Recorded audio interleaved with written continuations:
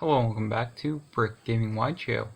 I'm back here today with my first place Traptrix Deck Profile. In the tournament, I'm going 5-0 in an over or around 28 player tournament, at least 28 players.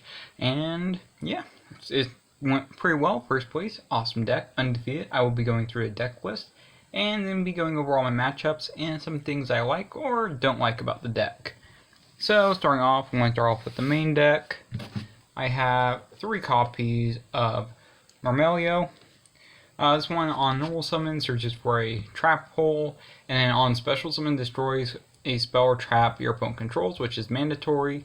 So you're always going to be able to trigger Sierra off of the special summon effect, which is pretty cool if you have like nothing else you can summon that you can't trigger at that time. Then I play 3 copies of Mantis. On normal summon it searches for a Traptrix monster, and once per turn you can bounce a spell or trap you control that's face down back to your hand, and then the optional effect is to reset another one. Moving on, the third Traptrix I play is 3 copies of Pudica. Pudica on normal summon searches for the field spell, and on special summon banishes one of your opponent's special summon monsters, whether that monster is face up or face down, so that's pretty nice. Definitely allows for some versatility there. So yeah, pretty solid card as well. I play 2 copies of Dionea because that is all you need. You only need 2. Going more than 2 is just not very good. On normal summon it reborns a Traptrix monster, and then on special summon it resets one of your trap holes from your graveyard, and then after your next end phase of the next turn that card is banished, but that like never happens because you're always able to play that card before that or bounce it back to your hand with Mantis. Next up is 2 copies of Arachnocompa. This card is an activated special summon, so that's cool since it triggers Sarah. And then if your back row, if your spells or traps are face down, will be destroyed. And sorry about that. If they will be destroyed, then the first time they are not, so just a little bit of extra protection. Deck still kind of can struggle with evenly matched, but that card definitely helps against like other blowout cards. Then I play 3 copies of Parallel Exceed. I hate this card. I can't stand this card. This card is, in my opinion, still trash, but I kind of come to the realization that it's better than Brigandine. Like, I was 100% on the Brigandine boat, like, yo, Brigandine's just a better card. And technically it is, but Holisei is the same exact thing. And it basically really is an extender. It's more of a starter, and Parallel Exceed can be used as kind of a starter in a way, and as an extender. So I just kind of come to the conclusion that I do have to play this card. Now, next little bit is just some inspiration taken from the top 32 of the YCS. I really liked his list. I thought it was pretty solid. I disagreed with his extra deck and some of his side deck choices, so that's where our list definitely differentiate a lot more. But in the main deck, it's relatively similar, and for that reason I'm playing 3 Gamma Seal. Going second, this card is just really powerful, especially game 1 if you lose a dice roll, or if your opponent's able to break your board and put up something that you don't like. Gamma Seal can deal with it like 9.5, 9.9 out of 10 times, so that is pretty nice, and I like that card. It's pretty good, and also 2200 attack does come up, where a lot of your extra deck guys can be over it, so I mean, definitely does come up. Next I play 3 copies of Ash, and 3 copies of Impermanence for the hand traps. With Imperm, it's like if you're going first, it's still good. Same with Ash, and there are just good extra interruptions for your opponent. So yeah, pretty decent, pretty good. Then play 3 copies of Pot of Prosperity. This card is also pretty good. I mean, it's just nice. Most of the time we're going to banish 3. That I think banishing 3 most of the time in this deck is correct, because you want a lot of your extra deck guys to remain, but you also want to get that extra consistency. So yeah, it's very rare that I banish 6. Very, very rare. 1 copy of Garden. You don't need 2. 2 is just too much. Your opponent outs or gets rid of it. It doesn't matter. It honestly just does not matter.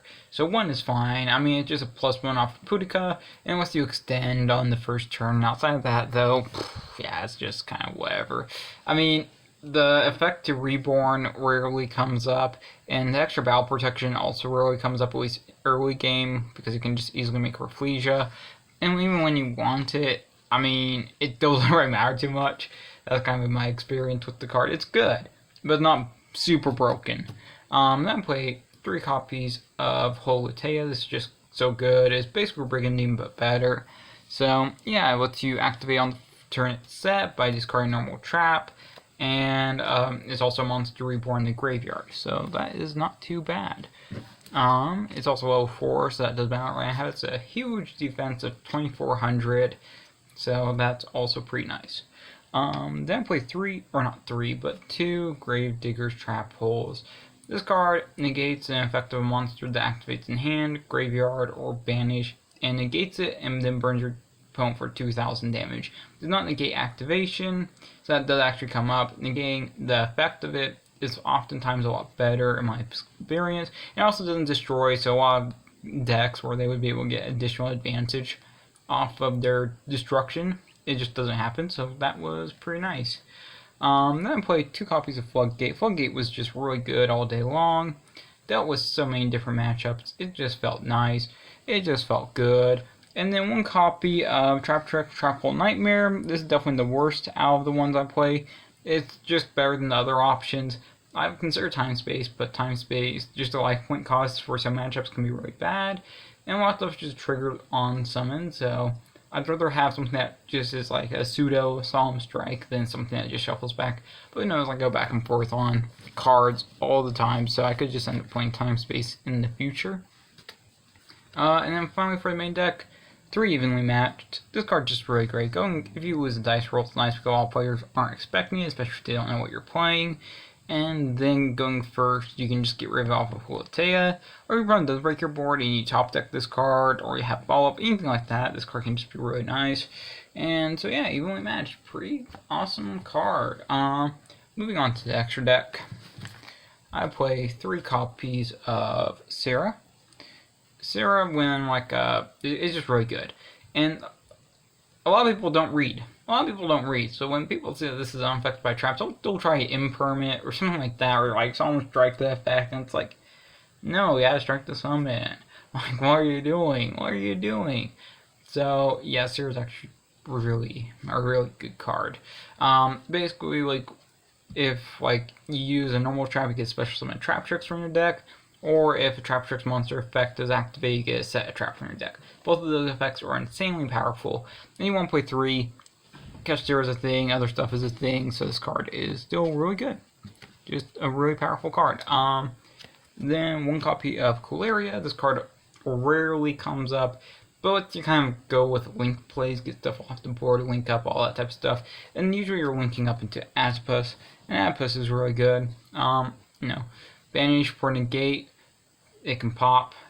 It gives 1000 attack for all your Traptrix. It just allows you OTK, because there are some OTK lines in this deck, which is really nice. I had a game where I was able to do well over 8000 damage, and even when you can't do 8000 damage, there's other ways to get game in, and I will explain those once we get further into the extra deck. 1 copy of Phoenix. Phoenix is really good. It's just a powerful card. 1 copy of Unicorn. Unicorn is also really powerful. Both of these effects you're rarely using though. Most of the time you're just linking up into access code, but that's also fine. Linking up into access code is perfectly fine. And this card is also very, very, very powerful. Just still a really solid card, so can't complain about that. Moving on to the XYZs. I play 1 copy of Rafflesia. Rafflesia is just so good. And, it gives you protection, it lets you dump trap holes from your deck to the graveyard, it lets you copy their effects, so that's pretty nice. Yeah, overall, it's just a really strong, really powerful card. And if your opponent doesn't read and try attacking to one of your other, Traptrix, that also always feels pretty nice. Then 1 copy of Ping.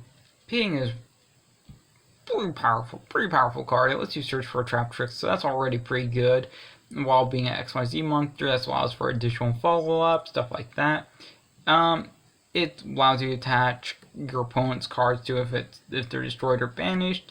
and that comes up every once in a while if your opponent sends them to the graveyard, and that definitely comes up every once in a while. So yeah, Ping is a pretty powerful card, pretty cool card as well. 2500 attack is also pretty good for it.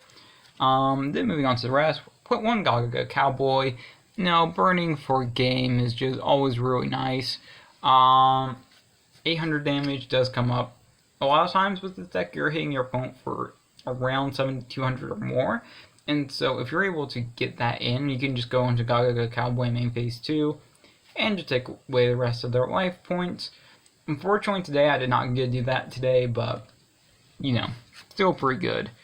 Then one Hobbit, I almost said the Portuguese name, Abyss Dweller. Wow, I just want to read more than remember. This card is also really good. It's just off the graveyard. There's a few matchups where this card can definitely come in clutch against like Dark Worlds or something like that, where it can be relatively powerful. But overall, it's pretty mid. You're gonna make it every once in a while, but not something you're gonna make all the time. So, you know, still pretty good, so I still like it. Then one copy of number 101 Silent Monarch.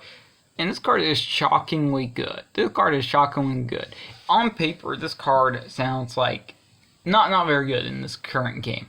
But you would be shocked how many times this card comes up and just wins a match or wins a game. This card is just really good. I know that no one else is really going to play this card or like really like sees it as something great, but I mean, look, it does target, but it removes stuff without sending it to the graveyard, attach stuff as material. It can be pretty much a free AA Zeus whenever you want AA Zeus.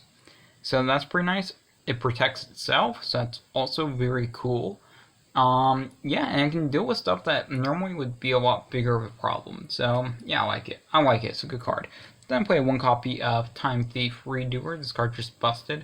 At this point, I feel like everyone pretty much knows what this card does, but basically when it has a monster attached, you can banish it itself and return during the end phase.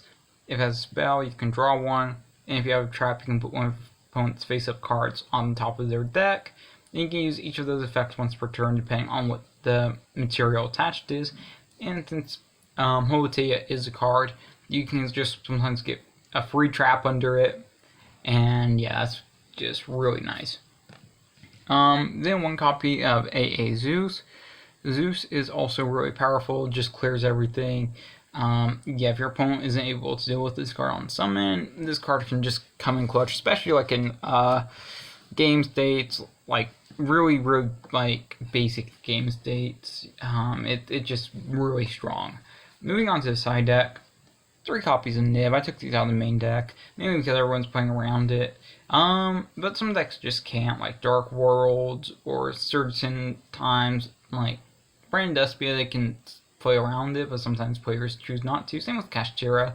If your opponent doesn't think you're on Nib, I mean, this card just comes in clutch. So it's a good card all around, just pretty good. Then I play 3 copies of Cosmic. I realized I need more back row outs for like Labyrinth, Eldritch, matchups like that, where like Vermelio just isn't a good option. So I put in 3 Cosmics, just because you never know, may or may not come up. Plus additional back removal is never bad. 3 copies of D-Barrier. D-Barrier is super busted. It just shuts down a lot of matchups. It can do good stuff against like Sprite, Kashtira, and not so much Dark Worlds, but maybe it can come up. I never would put in against Dark Worlds though. And then of course just a bunch of rogue decks, or even the mirror match. This card just is busted. Then I played 3 copies of Anti-Spell in the side deck. This is mostly just for, well, obviously mainly for going first. Just dealing with stuff your opponent's going to be trying to out your board with. Plus, Arachnocompa isn't always guaranteed, so this card, when you see it, it's pretty nice. It's a pretty powerful card. So yeah, for that reason I really like Anti-Spell. It's just good, it's just solid. And then finally 3 copies of Goza Match. I've seen people not play this card as much recently, but I still think it's really good. Because sometimes you'll just have dead cards in the main deck where going first, where it's just like, okay, I literally can't take out anything else. Or I literally can't play anything else, and Gozen just is the best option. So for that reason, Gozen can be pretty good. In certain matchups, it just smacks some matchups. For example, Kashtira prevents them usually from even getting into their XYZs, so that's pretty nice. Okay, so that's that's the deck. Now I'm going to go through the matchups, because that also matters. Because, you know, for all you guys know, I could just be playing against table 500 decks all day long. But I want to get into the matchups, kind of explain how they went, and then just go from there. So first off, round 1, lyrilusc combo deck. It was a pretty one-sided matchup. I got that one 2-0. Not too much to talk about there. Round 2 was against heroes. That was 2-0 as well. The hero player just did not know the matchup against Traptrix very well. Tried imperming a Sarah.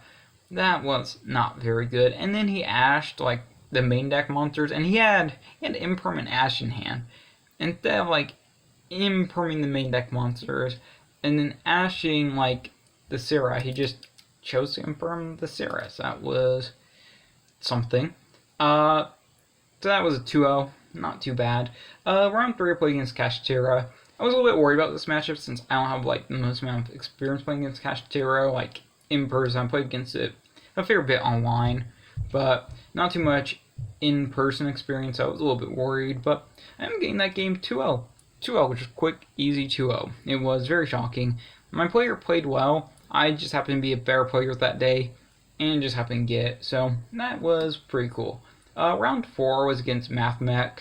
Now mathmech against this deck, mathmech can just absolutely destroy this deck if they open well. If they open well, they can absolutely destroy this deck.